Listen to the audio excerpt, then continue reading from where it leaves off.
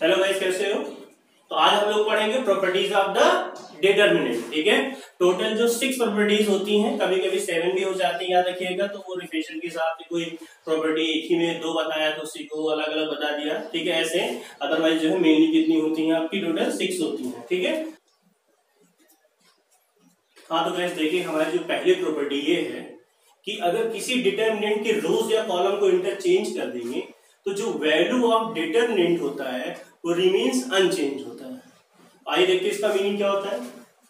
देखिए यहाँ पे हमने एक डिटरमिनेंट लिया है, पता है ना ये सिंबल होता है। ठीक है, ऐसे भी लिख सकते हैं। तो देखिए डिटरमिनेंट है 3/3 ऑर्डर का। चलिए इसका पहले वैल्यू निकाल के देखते हैं। R1 की अकॉर्डिंग टू एक्सपेंड कर रहे हैं। ठीक है, ये तो आपको आता ही है। ठीक है, तो क्या होगा 0 5 4 20। क्लियर है? -3 + 3 हो जाएगा। तो देखिए आपका -3 लिया तो ये कॉलम गया, ये रो। -42 -4 1 4। नेक्स्ट 5 है तो क्या होगा 30 और ये 0। तो ये -40, ये हो जाएगा 46। 3 6 18, 3 4 12 13, 38 -5 138 और ये 150। ठीक है, ये ऐड होने पे होगा 178 माइनस में, और 150 माइनस करिए, यानी माइनस कितना आ रहा है 28। क्लियर है? अब हम क्या बोल रहे थे, देखिए आया क्या है यहाँ पे कि -28 आएगा, तो इसको हम रफ कर दे रहे हैं। याद रखिए कितना है, -28 है इसका वैल्यू। ठीक है, अब देखिए इसको रफ करते हैं, अब प्रॉपर्टी लगाते हैं।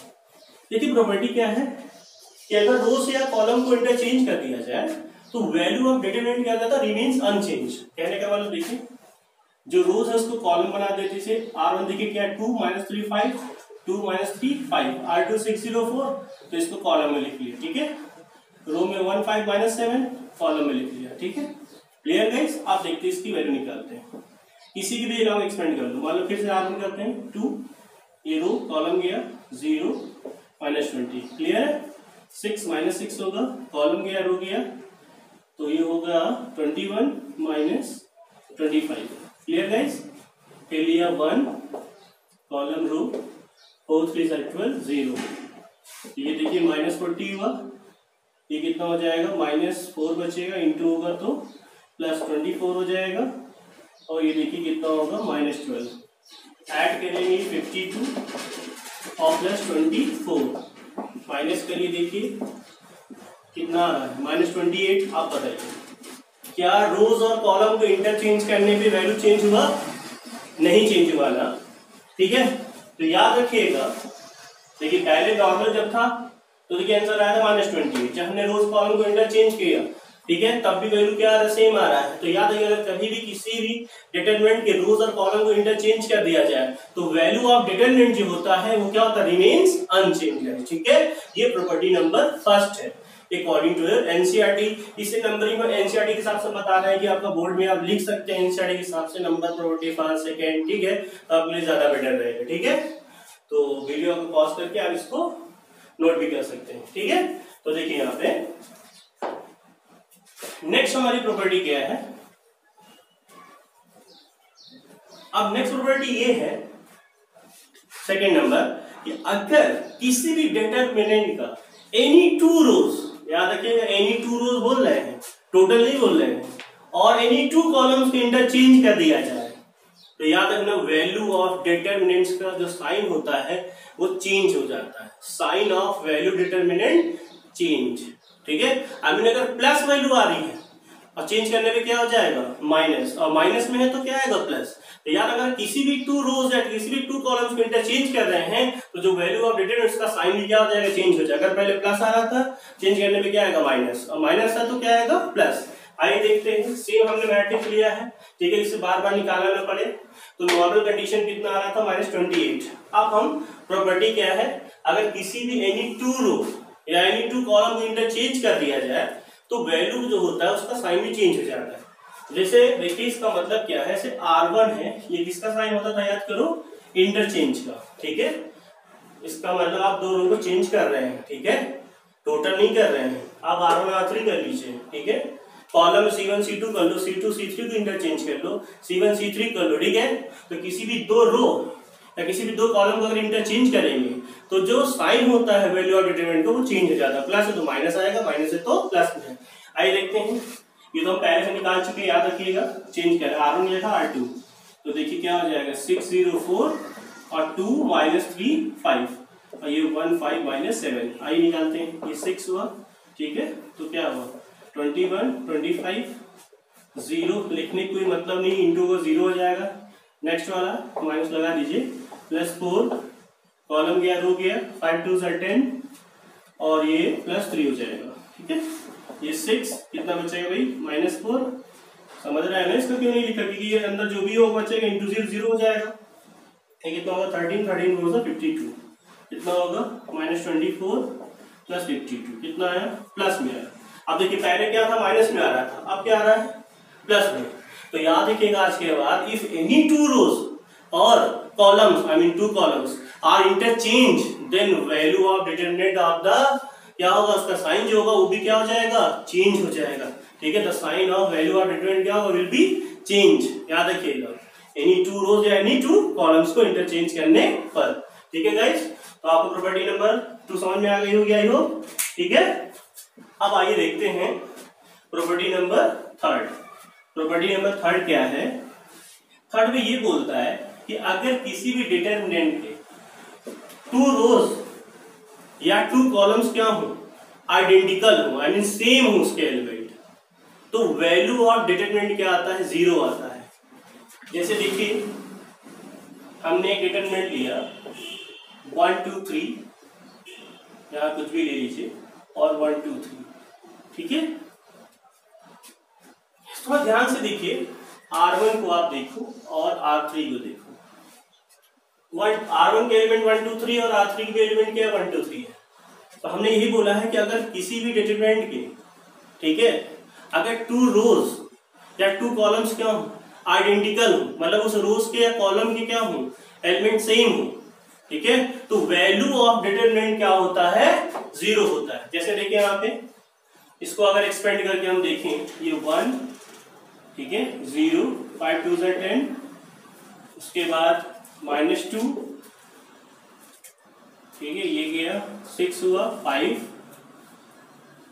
नेक्स्ट क्या है 3, तो देखिए 2 2 4 और 0, -10 1 -2 4 3 12, ये -12 + 12 क्या है बताइए 0। Clear guys. तो देखिएगा आज के बाद, ठीक है, कि अगर किसी भी डिटरमिनेंट में अगर 2 रोज या 2 कॉलम्स क्या हो सेम हो आइडेंटिकल हो, तो हमेशा याद रखिएगा जो वैल्यू ऑफ डिटरमिनेंट होगा वो क्या होगा 0 होगा हमेशा, ठीक है। तो आई होप समझ में आया होगा, बहुत वीडियो है नोट करो। हाँ तो गाइस देखिए, जो प्रॉपर्टी नंबर मैंने 3 अभी आपको बताया, इसी पे बेस्ड जो है एक प्रॉपर्टी और होती है, तो चाहे इसको 3 ही कहिए या आप अलग मान लीजिए, ठीक है, वैसे आप 3 में कह सकते हैं। और ये प्रॉपर्टी ये होती है कि अगर कोई भी 2 रो या कोई भी 2 कॉलम्स क्या हो प्रोपोर्शनल हो, प्रोपोर्शनल समझते हैं ना, जैसे 1/2 1/2 1/2, ठीक है, सारे सेम है ना। थोड़ा ध्यान से देखिए, इसको छोड़िए, इसको देखिएगा, R1 और R2 देखिए, इसका रेशियो क्या 1/2 और 2/, का रेशियो भी कट के कितना आएगा 1/2 और 3/6 का ये भी 1/2, तो प्रोपोर्शनल है कि नहीं है, देखिए है, सारे देखिए सेम है, प्रोपोर्शनल है, 1/2 2/4 1/2 आएगा 3/6, तब भी याद रखिएगा वैल्यू ऑफ जो डिटरमिनेंट होगा वो क्या होगा 0 होगा गाइस, ठीक है। अच्छा ये अलग क्या है, देखिए हम आपको बता रहे क्या अलग है। अगर आप जो है इसमें से देख रहे हैं R2 देख रहे हैं ना, इसमें से 2 क्या ले लें आप कॉमन ले लें, ठीक है, जैसे 1 2 3 कॉमन लेंगे तो क्या होगा 1 2 3, ये भी हो जाएगा 2 0 5। अच्छा अभी आप कॉमन लेना शायद इसमें नहीं जानते होंगे, ठीक है, आप एक किसी भी करेस्पॉन्डिंग रो से या कॉलम से आप कॉमन ले सकते हैं, ठीक है, कॉलम हो रहा है तो। अब देखिए ध्यान से, R1 R2 क्या है आइडेंटिकल है कि नहीं है, तो प्रॉपर्टी नंबर 3 में यही बताया था, if any 2 row any 2 columns क्या हो आइडेंटिकल हो तो वैल्यू ऑफ डिटरमिनेंट क्या होता है 0, ठीक है, जब इसकी वैल्यू 0 होगा तो 2 × 0 क्या आएगा 0 आएगा। क्लियर गाइस, तो आई होप समझ में आया होगा, ठीक है।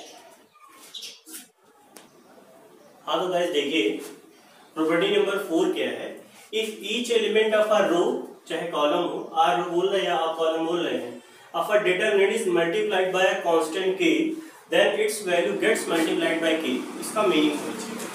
देखिए ये मैट्रिक्स है, इसका अगर हम डिटरमिनेंट निकालें कितना आया था -28, ठीक है।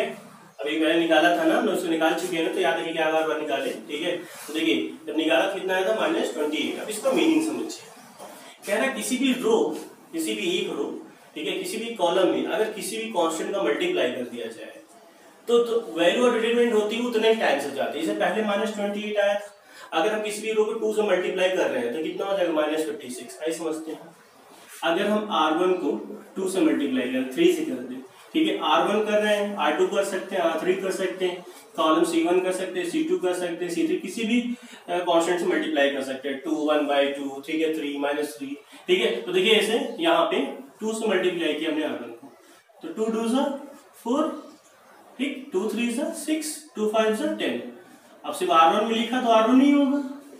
अब आइए देखिए इसके वैल्यू निकालते हैं, एक्सपेंड करिए, 4 0 -20 -6 प्लस हो जाएगा, ये कॉलम रो, ठीक है, ये कॉलम गया, ये रो गया, ठीक है। 7 6 42 और ये -4, फिर 10 होगा, कॉलम रो 5 6 30 और 0 होगा, क्लियर है। तो देखिए इधर ये -80 हो गया, ये 46 हुआ, 6 से मल्टीप्लाई -276, क्लियर है गाइस। और ये कितना हो जाएगा 300, क्लियर है। प्लस माइनस कर लेते हैं, 276 80, 6 माइनस में हुआ, 300 माइनस कर देते हैं, -56। देखिए पहले -28 था ना, अब कितना आ रहा है, उसका जस्ट डबल आ रहा है, क्योंकि आपने जो रो R1 उससे किससे मल्टीप्लाई किया था, 2 से, तो देखो उतना ही टाइम्स आ गया। अगर मान लो सपोज करो 3 से करते तो 3 टाइम्स हो जाता। अगर -28 इंटू 3 जितना भी है कितना हो जाता, -78 हो जाता। तो याद रखिए अगर किसी भी कॉलम को या किसी रो को अगर आप किसी कांस्टेंट से मल्टीप्लाई करते हैं तो जो पहले वैल्यू रही होगी डिटरमिनेंट की, ठीक है, उतने ही टाइम्स हो जाएगा, याद रखिएगा। अगर आप 3 से मल्टीप्लाई कर रहे हैं रो को तो 3 टाइम्स हो जाएगा। मान लो किसी डिटरमिनेंट की वैल्यू 10 है, ठीक है, बाद में आप किसी रो को 3 से इंटू कर रहे हैं तो 10 3 से कितना हो जाएगा, 30 आएगा, याद रखिएगा। 4 से कर रहे हैं तो 40 आएगा, ठीक है, 6 कर रहे हैं तो 60 आएगा, ठीक है। तो आई होप गाइस समझ में आ गया होगा। हाँ तो गाइस देखिए प्रॉपर्टी नंबर 5 क्या है हमारी।